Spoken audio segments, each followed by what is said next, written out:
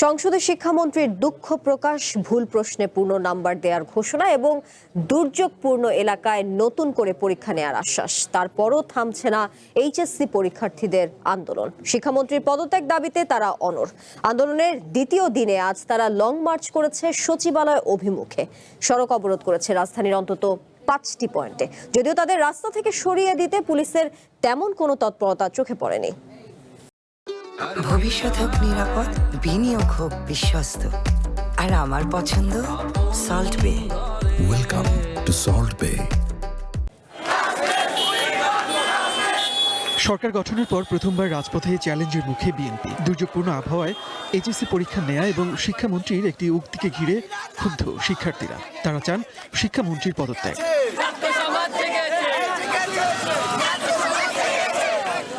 এই দাবিতে দ্বিতীয় দিনেও রাস্তায় শিক্ষার্থীরা। পূর্ব ঘোষণা অনুযায়ী বুধবারে নির্ধারিত এইচএসসি পরীক্ষা শেষেই আন্দোলনে নামেন পরীক্ষার্থীরা।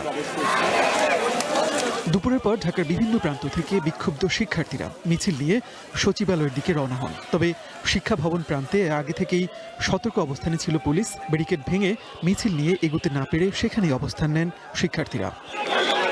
ড্রিম আমরা একটা ভালো ভার্সিটিতে পড়াশোনা করবো, দেন আমরা আমাদের ফিউচার করবো, কিন্তু এমন একটা পর্যায়ে এসে শিক্ষামন্ত্রীর এই ধরনের কার্যকলাপ সত্যি এটা একদম অকল্পনীয়। আমরা এইগুলা সত্যি নিতে পারি না। তো আমরা কি ল্যাবের গিনিপিগ ভাই? আমাদের উপর মন চাইলো আর একটা এক্সপেরিমেন্ট চালাই দিল।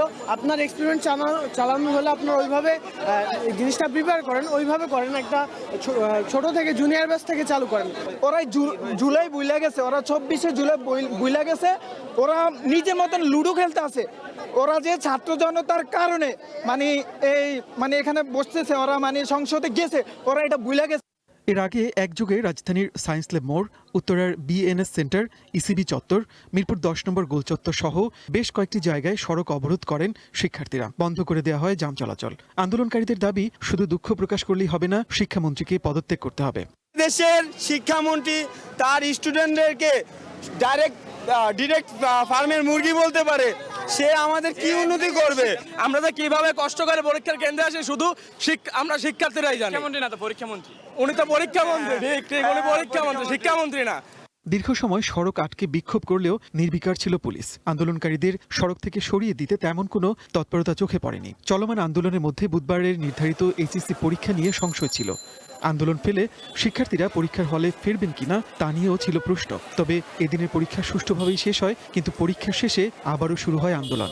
বৃষ্টির ভিতরে পরীক্ষাটা নেওয়া হয়েছিল, এটা ঠিক হয়নি, কারণ এটার জন্য অনেক কষ্টভাবে পরীক্ষাগুলো দেওয়া হয়েছে। তো এটাই আমি এই জিনিসটা সমর্থন করি না। বাকি যে এই জিনিসটা সমর্থন করে, বাকিগুলো আমি সমর্থন করি না। আজকে পরীক্ষা রিটেনটা সহজ দিছে, ওরা জানি না, হয়তো ওই যে মিছিলের কারণে হয়তো ওরা আজকে কোশ্চেনটা সহজ করে দিছে, এটাই মনে হইতেছে।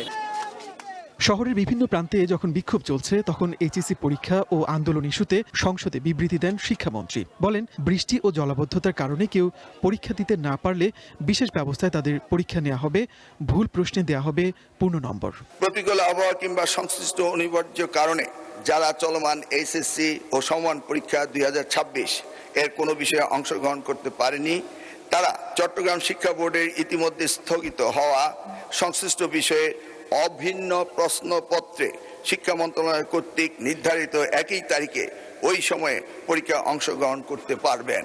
পদার্থবিজ্ঞান প্রথম পত্র 6 নম্বর প্রশ্ন এবং 7 নম্বর প্রশ্নে যে ভুল হয়েছে তার জন্য পরীক্ষার্থীদের পূর্ণ নম্বর দেওয়া হবে।